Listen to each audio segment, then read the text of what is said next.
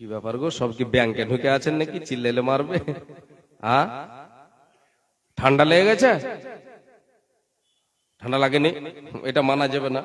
এখনো তো পুরো ঠান্ডা পড়েনি, আর এখনই যদি বলেন যে ঠান্ডা লেগে গেছে তো কেমন হলো? হ্যাঁ, তখন ঠান্ডা বলবে যে এরা হাকে বেইজ্জত করে দিলে। ঠান্ডা আমি যাইনি ওর কাছে, তাও বলছে ঠান্ডা লাগছে, তখন ও রাগ করে এসে কড়া করে ধরবে। হ্যাঁ, ওটা ঠান্ডা এখনো পড়েনি পুরোপুরি ভাবে। জি, আমি আপনাদেরকে নিয়ে যাচ্ছি, যে কথাটা দিতে চাচ্ছি সেই কথার দিকে এবার আসেন। আল্লাহর ধনভাণ্ডারে কতগুলো সামান আছে, এই কথা বলার পরে আলোচনার দিকে, মেন পয়েন্টের দিকে যাব। আল্লাহ তাবারক ওয়া তাআলা এই হাদিসে কুদসিতে বলছেন, বান্দা কতগুলো আছে তোমরা শুনে নাও, কতগুলো আছে তোমরা হিসাব করে নাও। আল্লাহ রাব্বুল আলামিন বলেন, ইয়া ইবাদি লাউ আন্না আউওয়ালাকুম ওয়া আখিরাকুম ওয়া ইনসাকুম ওয়া জিন্নাকুম কামু ফি সাঈদিন ওয়াহিদিন ফাসআলুনি ফাআতাইতু কুল্লা ইনসানিন মাসআলাতাহু মা নাকাসা যালিকা মিম্মা ইনদি ইল্লা কামা ইয়ানকুসুল মিখয়াতু ইদা উদখিলাল বাহরা। আমার আল্লাহ বলেন, রে আদম সন্তান, বিশ্বনবী দ্বার কান্ডারে বলেছেন, আল্লাহ তাবারক ওয়া তাআলা বলছেন, রে আদম সন্তান, রে আমার বান্দা বান্দিরা, তোমরা শুনে নাও, শুনে নাও, তোমরা জিন ইনসান মিলে একটা খোলা মাটি দাঁড়িয়ে যাও। যতগুলো জিন ইনসান অতিক্রম গত হয়ে গেছে, মারা গেছে, আগামীতে যতগুলো আসবে, যতগুলো তোমরা বিরাজমান রয়েছ, সবাই মিলে একটা খোলা মাঠে দাঁড়িয়ে যাও, একটা চাটিয়াল ময়দানে তোমরা দাঁড়িয়ে যাও। দাঁড়িয়ে গিয়ে রে বান্দা, তোমরা আমার ধনভাণ্ডারে, আমার দরবারে, আমার কাছে তোমরা চাইতে শুরু করো।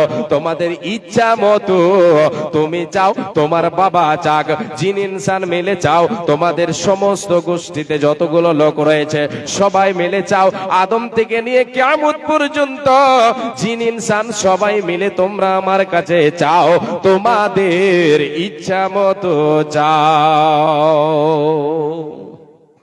আল্লাহ বলছেন, তোমরা সবাই দাঁড়িয়ে যাও এবং তোমাদের ইচ্ছা মতো তোমরা চাও।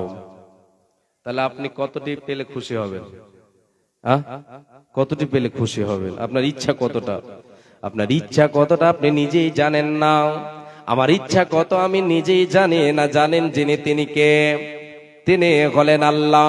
কিন্তু বিশ্ব নবী দয়ার কান্ডারে বলেছেন, এ আদম সন্তানের ইচ্ছা মিটবে না যতক্ষণ এর উপরে মাটি চাপা না দেওয়া হবে। এই ইচ্ছার কথাটা একটু আপনাকে তুলে ধরে তারপরে হাদিসটা বুঝতে সহজ হবে। বিশ্ব নবী দয়ার কান্ডারে বলেছেন, এটা আদম সন্তানের ইচ্ছা কতটা হতে পারে।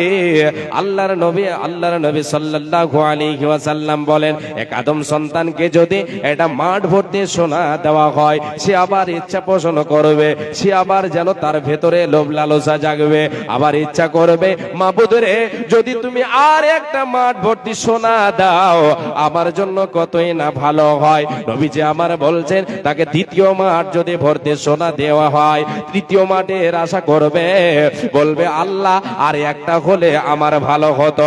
বিশ্ব নবী তার কান্ডারে বলেন, রে আল্লাহর গোলামেরা, রে উম্মত উম্মতি, তোমরা শুনে নাও, এই আদম সন্তানের পেট, এই আদম সন্তানের পেট ভরবে না অতক্ষণ পর্যন্ত। বিশ্ব নবী তার কান্ডারে বলেন, ইল্লা তোরাব, এই হাদিসে ইল্লা তোরাব মানে মাটি ছাড়া, যতদিন সে মারা না যাবে তার বুকের উপরে মাটি চাপা না দেওয়া হবে, এ দুনিয়ায় তার লোভ লালসা মিটবে না, তার ইচ্ছা পূরণ হবে না। ওইদিকে আমার আল্লাহ হাদিসে কুদসিতে বলছেন, বান্দা তুমি চাও, তোমার গোষ্ঠীতে যত লোক আছে তোমরা সবাই চাও, তোমার খানদানের সবাই চাও, তোমাদের ইচ্ছা মতো চাও, তোমাদের যত ইচ্ছা আছে তোমরা চাও, জিন ইনসান মিলে সবাই মিলে চাও। রে বান্দা, কতটা কমাতে পারবে রে? তোমরা সবাই মিলে আমার কাছে চাইবে, আমি আল্লাহ তোমাদের ইচ্ছা অনুযায়ী প্রদান করব। কতটা কমাতে পারবে? যেমন সমুদ্রের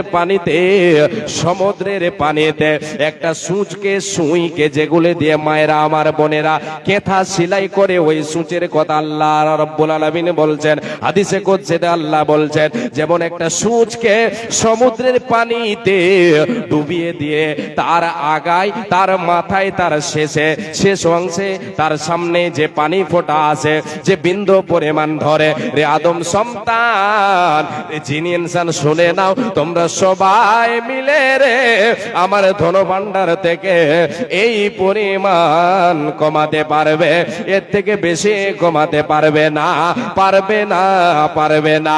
রে আল্লাহর গোলাম, সমুদ্রের পানি থেকে গেল আল্লাহর ধন ভাণ্ডারের সামান এতগুলো রয়ে গেল। আমার আপনার সকলের চাওয়া হলো ওই সূচের মাথায় যে ফোঁটাটুকুন পানি, যে বিন্দু পানি আসে, এই পানি পরিমাণ আমরা সবাই চেয়ে শেষ করতে পারবো না। এতগুলো তিনি ধন সম্পদের মালিক। এর সে রব আল্লাহ রব্বুল আলামিন বলছেন, রে বান্দা, আমি হলাম রুজির মালিক, তোমাদের ব্যবস্থাপনা আমি আল্লাহ করেছে।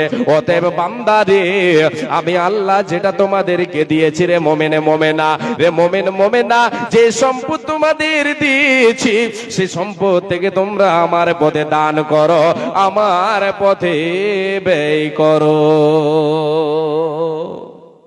এবার আল্লাহর গোলাম মা জননী শুনবেন, আল্লাহ তাআলা বলছেন, আমি যেগুলো দিয়েছি সেখান থেকে আমার পথে ব্যয় করো। এবার ব্যয় করলাম, সেই সম্পদটা কার হবে? এই আয়াতটা বলার পরে আপনাদেরকে হাদিসের দিকে নিয়ে যাচ্ছি।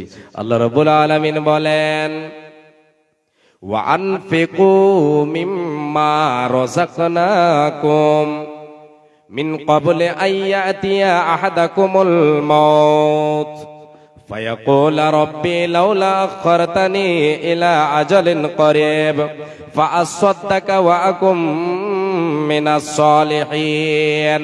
আল্লাহ রাব্বুল আলামিন বলেন, রে বান্দা, মুমিন মুমিনা, আমি আল্লাহ আমার ধন ভাণ্ডার থেকে তোমাদেরকে যে সম্পদ তোমাদেরকে ভক্ষণ করতে দিয়েছে, যেগুলি তোমাদেরকে ব্যবহার করতে দিয়েছে, যে সম্পদের মালিক তোমাদের বানিয়েছি, সে সম্পদ থেকে, সেই মাল থেকে আমার পথে খরচ করো, আমার পথে দান করো, আমার পথে সাদাকা করো। রে বান্দা, কোন দিন আসার পড়বে? মরণ আসার পড়বে। যেই দিন তোমার কাছে মালাকুল মউত চলে আসবে রে, সেই দিন তোমার জীবনটা বিলম্ব করা হবে না, তোমাকে এক সেকেন্ড সময় দেওয়া হবে না। জীবনের অ্যালার্ম বেজে গেলে অ্যালার্ম টোন তোমার সঠিক সেটিং করা আছে।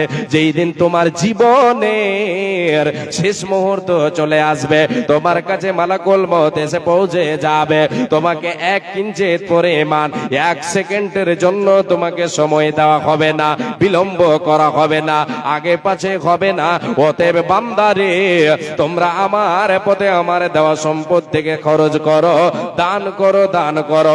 অন্যথায় বান্দা, যখন তোমার কাছে মালাকুল মউত এসে উপস্থিত হয়ে যাবে, সে সময় বান্দারে তুমি বলবে, রব্বুল আলামিন আমাকে কিছুটা সময় দাও, আমার জীবনটার একটু বাড়িয়ে দাও, আমার আয়ুটা একটু বাড়িয়ে দাও।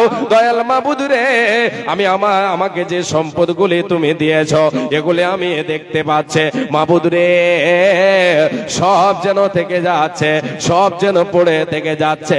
আমি তোমার পথে দান করে তোমার নেককার বান্দাদের অন্তর্ভুক্ত হতে চাই, তাদের মধ্যে শামিল হতে চাই। রব্বুল আলামিন তুমি আমাকে সময় দাও, সময় দাও। এই বলে আরাধনা করব। আমার আল্লাহ বলছেন, বান্দা, সেই দিন তোমাকে সময় দেওয়া হবে না, হবে না, হবে না। মরণ পাকে গেছে যেদিন করবি ডাকা ডাকে, থেমে যাবে জীবন।